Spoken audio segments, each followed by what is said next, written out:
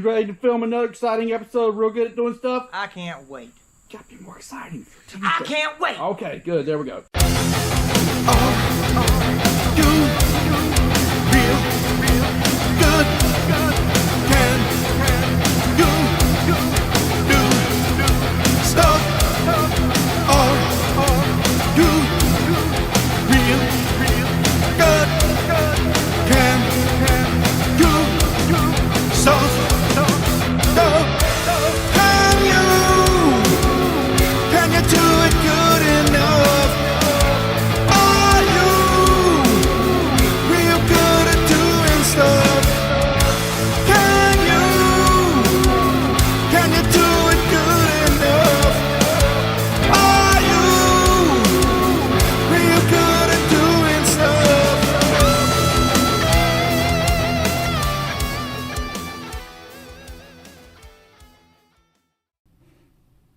Guess what time it is?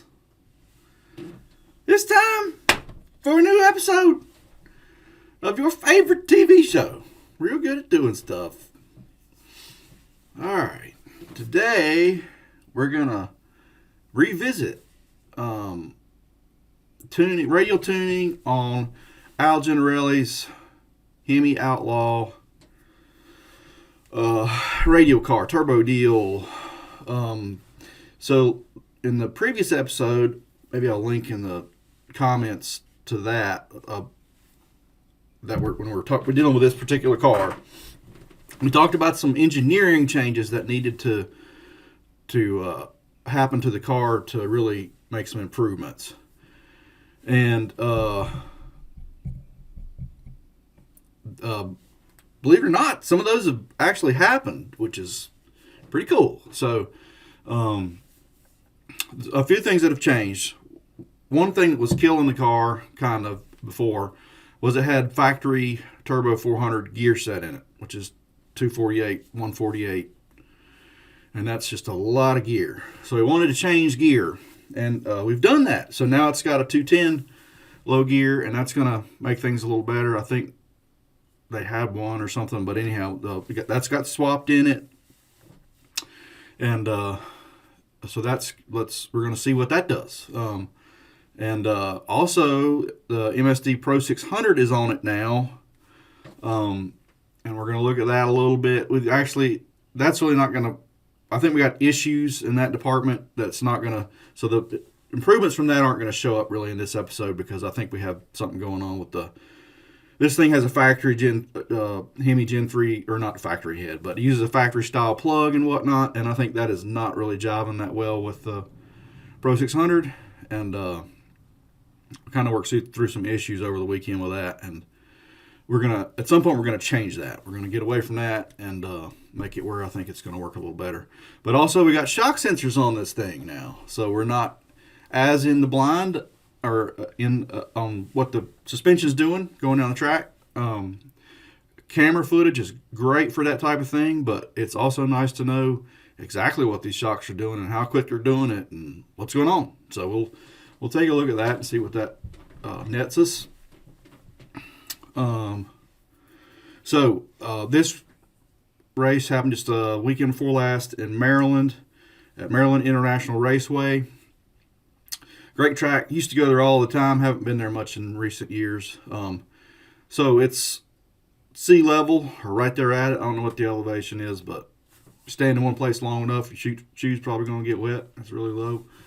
So the air's a little better up there when we start off on a test day, which is Thursday. And the first pass we made, I literally left the exact same tune-up in it that was at Bowling Green a few weeks earlier, right?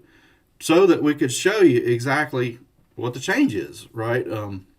What happens when we just change the gear set, right? All right, let's take a look at that data. All right. The solid line here is the RPM curve. The green solid line is the RPM curve of the new gear set. This is the first T1 in Maryland. The checked line is at Bowling Green. All right, now you can see obviously that it's moved our shift point out some. The RPM is up here drive shaft is down. Okay. Well, why's that? And also, let's look at the ETs. All right. The ET we're comparing to, the one at Bowling Green, was a 114 with a 9, 315 with a 4.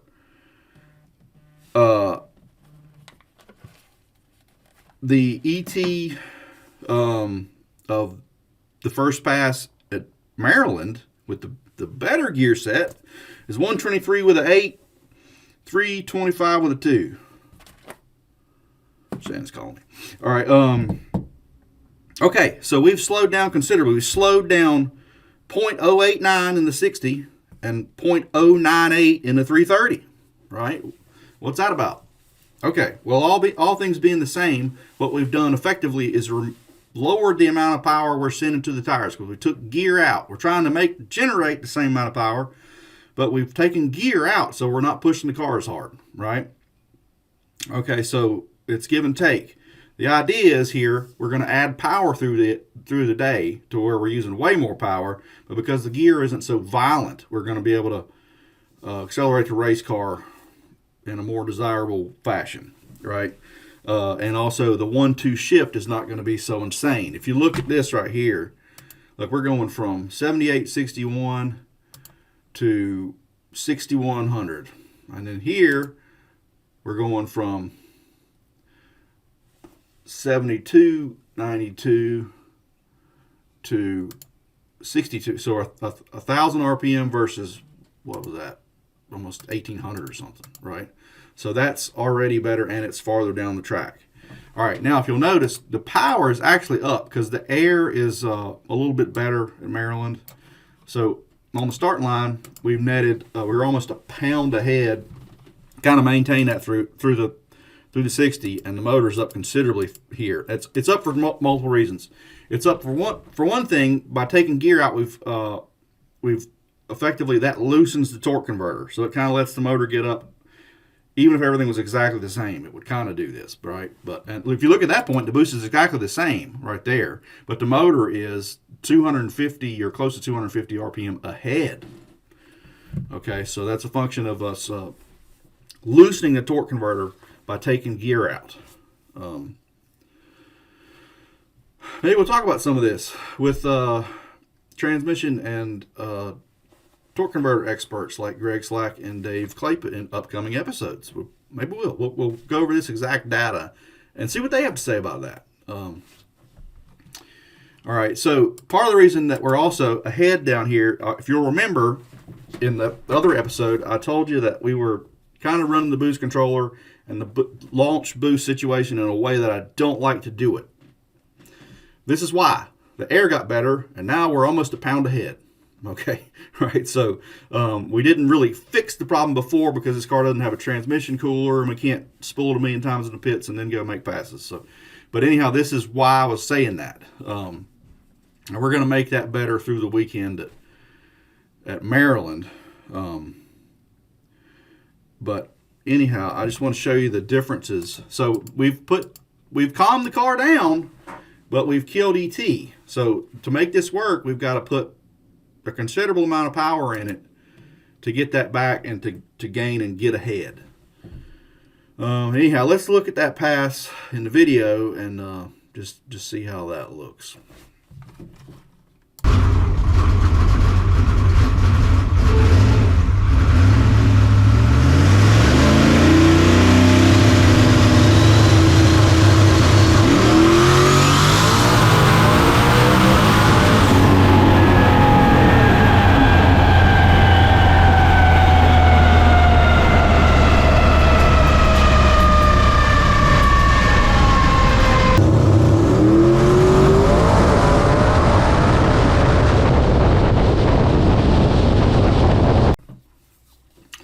All right.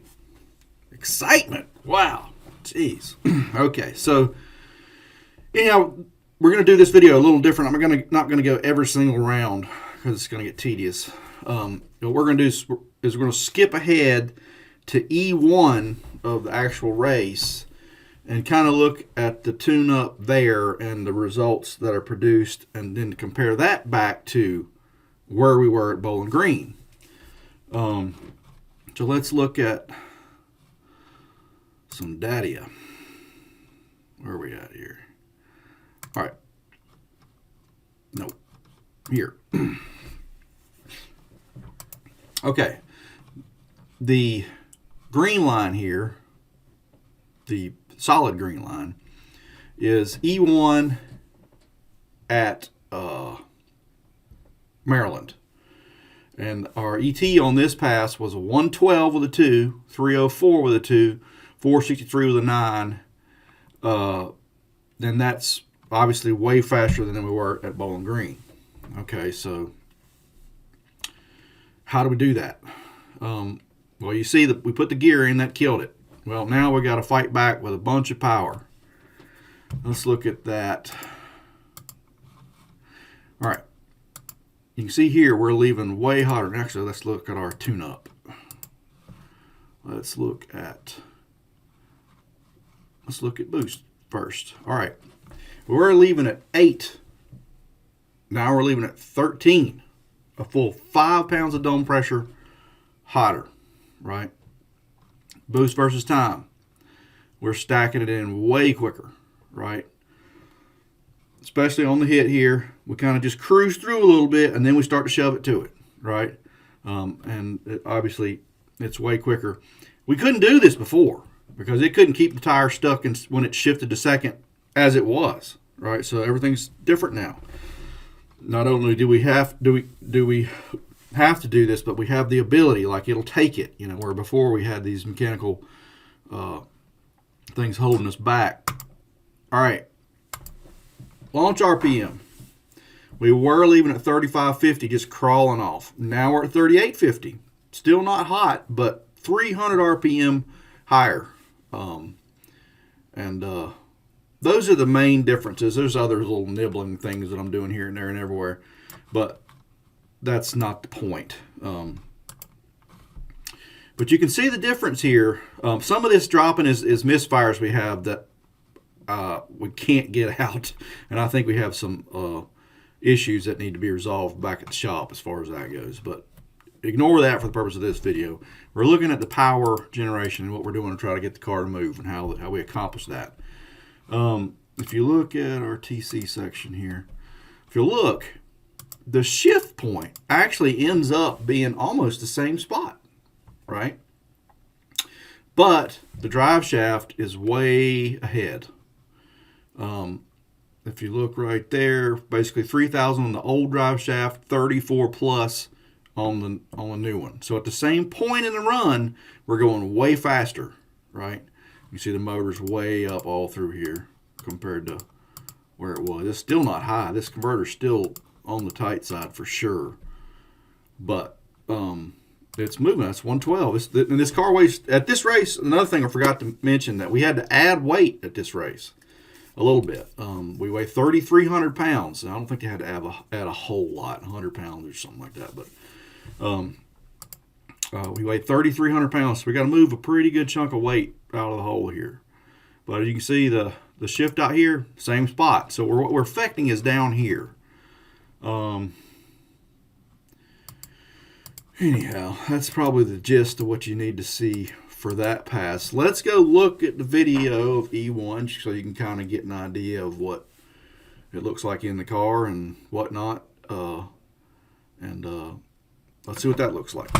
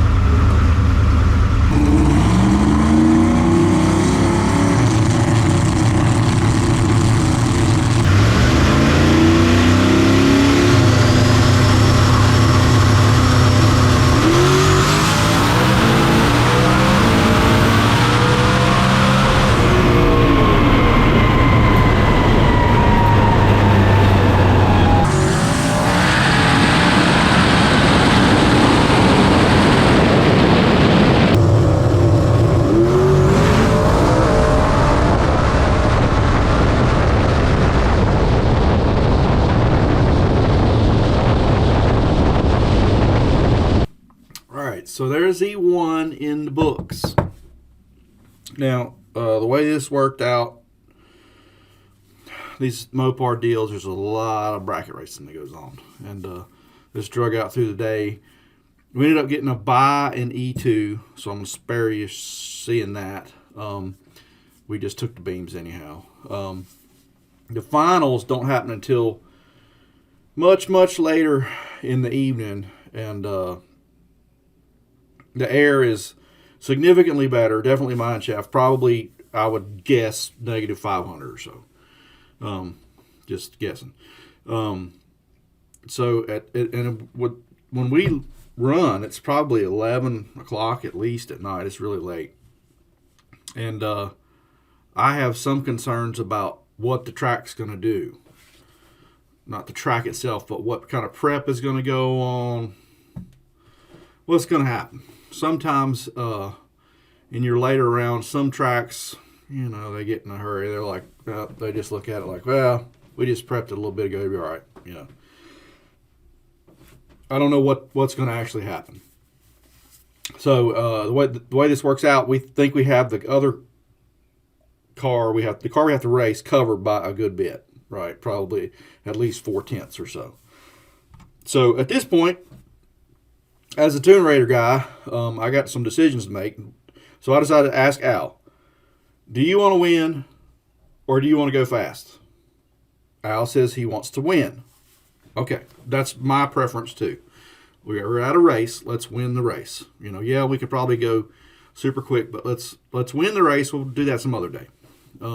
So because of that, I actually decided to take tune-up out. Let's look.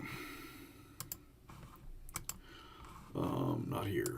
Here. Okay, like I said, I'm concerned they may not glue it as good. We just don't know what they're going to do. So I pull 100 RPM out of the hit to keep from knocking the tire loose. Now, in the boost section, launch target, I take 1.5 pounds out. Okay, that's a good bit. In my mind, what I'm doing here is I'm taking 1 pound out to make the tune-up more conservative. I'm taking another 0.5 pound to account for the air difference, right?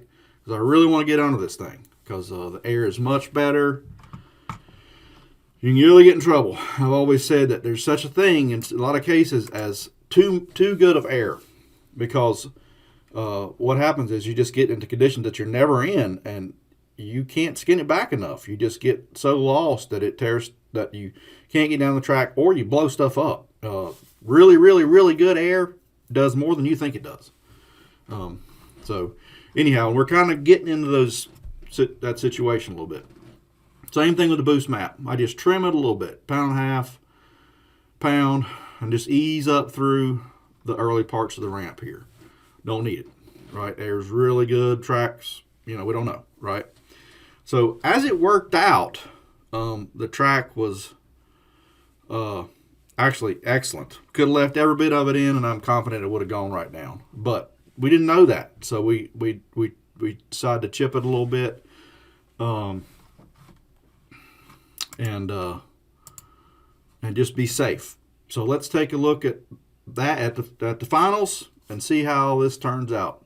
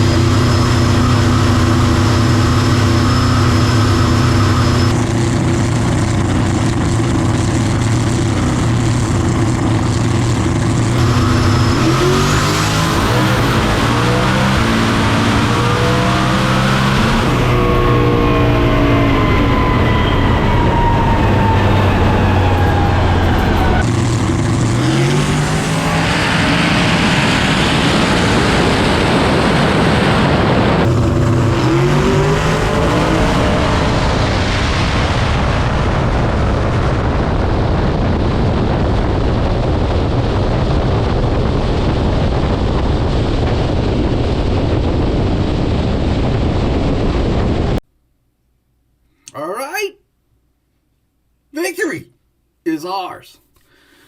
We won the race. Everybody's super happy and whatnot. So anyhow, that pass was a 461. 109, 302, 461. So in one trip to the track with these changes, we've picked up 2/10, which is pretty sporty. I think that pass was actually probably about the same pass as E1. I think in E1 we were bumped in just a little deep, and that hurt our AT some. I don't think those passes were that much different. If you look at the data on things, it's pretty close. So it was a good call in tuning that thing down. I mean, like I say, I'm pretty sure it would have gone faster. Just leave it alone. But we want to make sure we win. I'm not a records chaser. When we were the first car to the threes with Brad Edwards' car years ago, that only happened because we were at a race in Huntsville and we knew we had to go 399. We'd been back and forth with, in particular, I remember Jamie Hancock's car was running. It was kind of, I don't remember the exact details, maybe Brad does, but low fours all day, both cars chipping away at it, just taking a number or two off every pass. And the pass before, if I remember right, Jamie went like 401 or something, and he was going faster every pass just like we were. So we knew that we got to go fast to get around him. So that's why we went 399. Not because we're trying to break some record. And everybody talked a bunch of crap. So we came back 2 weeks later and went 94 and 95 just to shut them up. But that wasn't a race. So anyhow, I'm not a race or a record chaser like that usually.